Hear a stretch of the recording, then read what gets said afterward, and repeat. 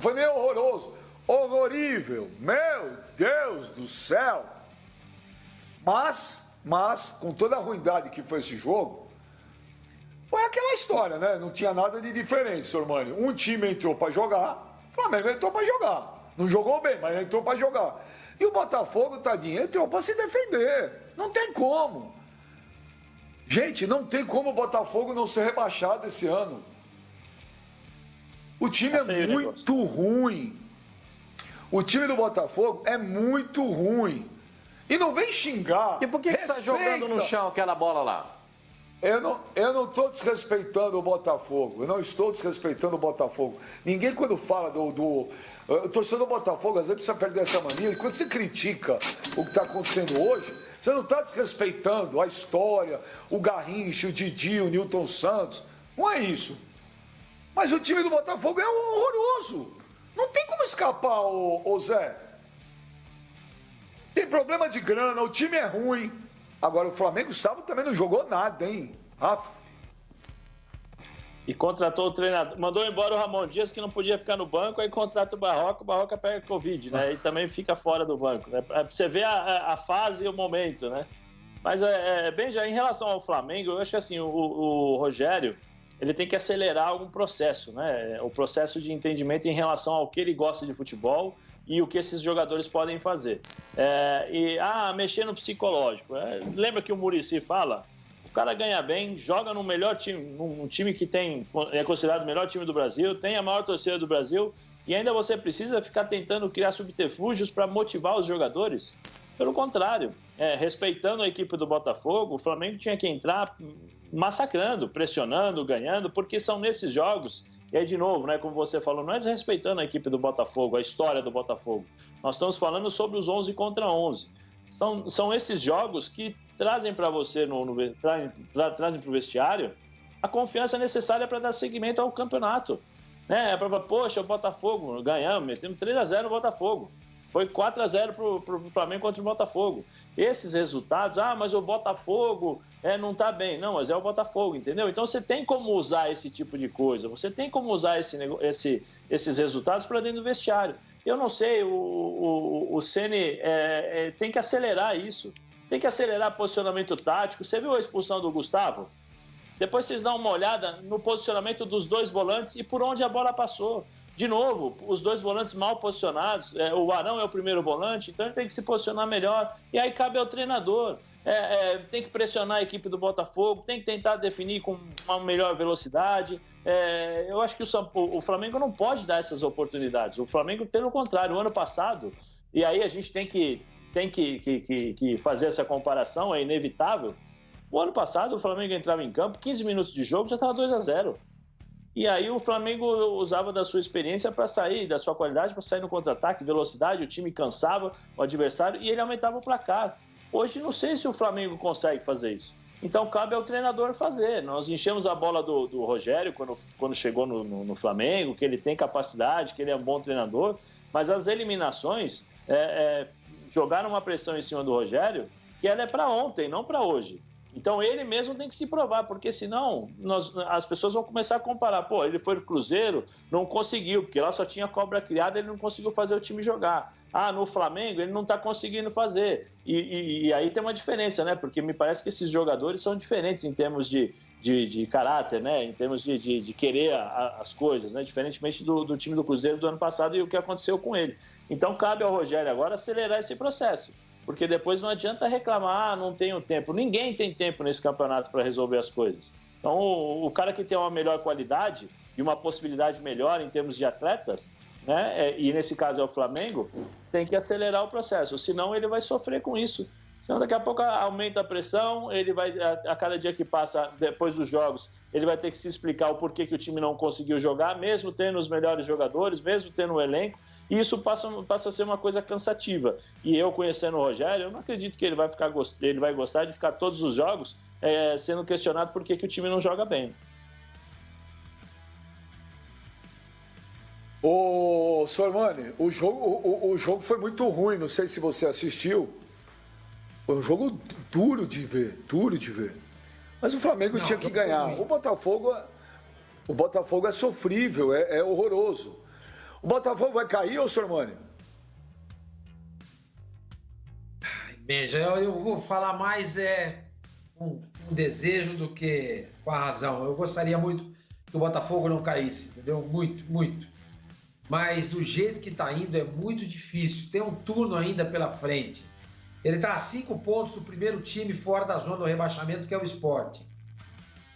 Teoricamente dá para escapar, é só enfileirar aí umas 5 vitórias. Só?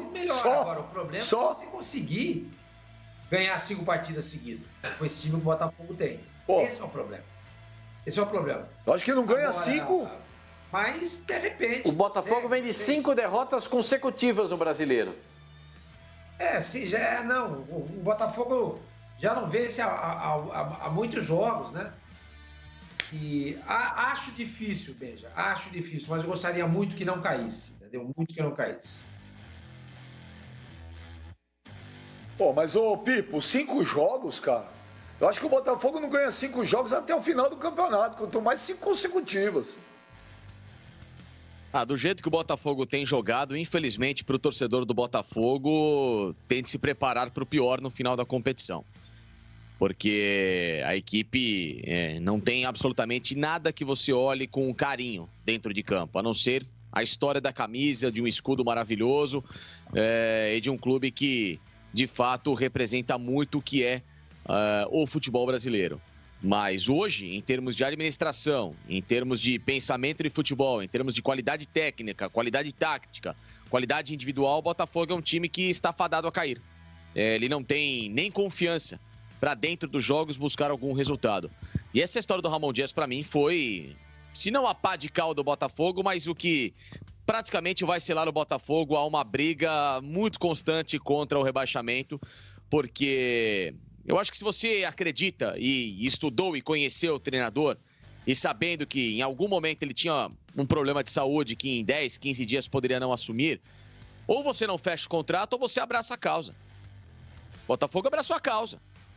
E aí depois, agora a gente não aguenta mais esperar porque tomamos 2 pancadas, 3 pancadas com o filho do cara. Ué, mas vocês apostaram no cara sim. Vocês sabiam que isso ia acontecer. E de alguma forma o Ramon Dias passava alguma orientação para o filho, alguma coisa, não estava a Deus dará, não estava jogado às traças. Né? Então, assim, se em 3 jogos viram que o Ramon Dias ou o filho não tinha condição, já deveria ter se sabido antes, porque era a mesma ideia que eles tinham passado. E outra coisa, o que o Botafogo hoje tem à disposição de qualquer técnico vai ser o Ramon Dias, vai ser o Guardiola, vai ser o Klopp, vai ser o Tite, qualquer um, não vai acontecer nada. Nada de diferente. Desculpa, a realidade é essa. Nada. O time é muito limitado. Muito limitado. Ô, Pipo. Então... Ô, Pipo. Oi, Zé.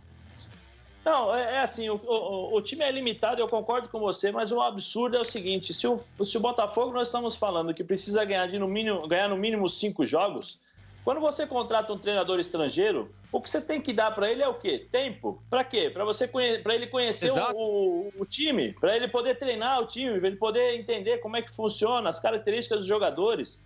E o Botafogo contrata um treinador estrangeiro e eu não tenho nada contra o treinador estrangeiro. Eu estou falando especificamente do momento do Botafogo. Era o que ele menos tinha que fazer. Ele não poderia ter feito isso. O Barroca já não estava livre? Barroca já não estava no mercado desde que saiu do Curitiba? Por que não foi atrás do Barroca? Né? Então, assim, aí você fala, mas são só os jogadores. Mas e a diretoria? É o que a gente fala. A gente cobra muito dos treinadores hoje no futebol brasileiro. É o seguinte, treinador tem que, como é que fala? Tem que estudar. Treinador tem que ter curso. Treinador tem que ter cara crachá, né? Tem que ter a carteirinha e tal. Mas e os dirigentes?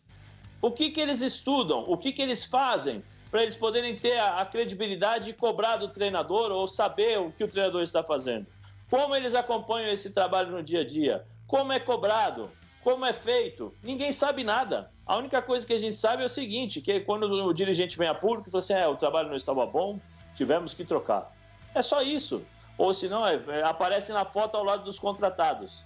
Entendeu? Então, assim, tem uma série de coisas. Se o Botafogo está onde está, muito por conta desses dirigentes que passaram. E vai mudar? Não vai mudar. Não vai mudar. Infelizmente é isso. Eu vou tentar, não vou tentar, estou tentando amenizar dos jogadores, um pouco a culpa dos jogadores, porque eles não têm culpa, eles estão ali e quem contratou sabia das limitações desses jogadores. Ô Zé, mas a minha crítica principal é na diretoria. Porque a história do Ramon Dias é muito estranha. Aí depois você vai pro Barroca que estava livre. Aí depois foi com o Paulo Tuori. Aí depois veio uma administração que ao longo do ano não conseguiu fechar um mês de salário para os jogadores. Aí você tem dívida de 1 bilhão. Aí você tem o Carlos Augusto Montenegro falando que o clube está completamente falido, jogado às traças. Aí entrou agora o novo presidente que a gente não sabe qual é a intenção dele com o Botafogo, qual o projeto dele, o que ele pensa em termos de reestruturação e reformulação, o que eu acho que é muito complicado, porque o Botafogo hoje no mercado está com muito pouca aceitação para um patrocínio grande, para algum investidor grande, porque sabe que a coisa ali está muito feia, né? Então, assim, tem N problemas que vão, lógico, além dos jogadores, eles são a última fatia desse bolo, que é um bolo muito ruim, já muito comprometido, né? Eles são o que sobrou. Quem quer jogar no Botafogo hoje? Você, ciclano, fulano, vem pra cá. É assim que o Botafogo tem contratado jogador.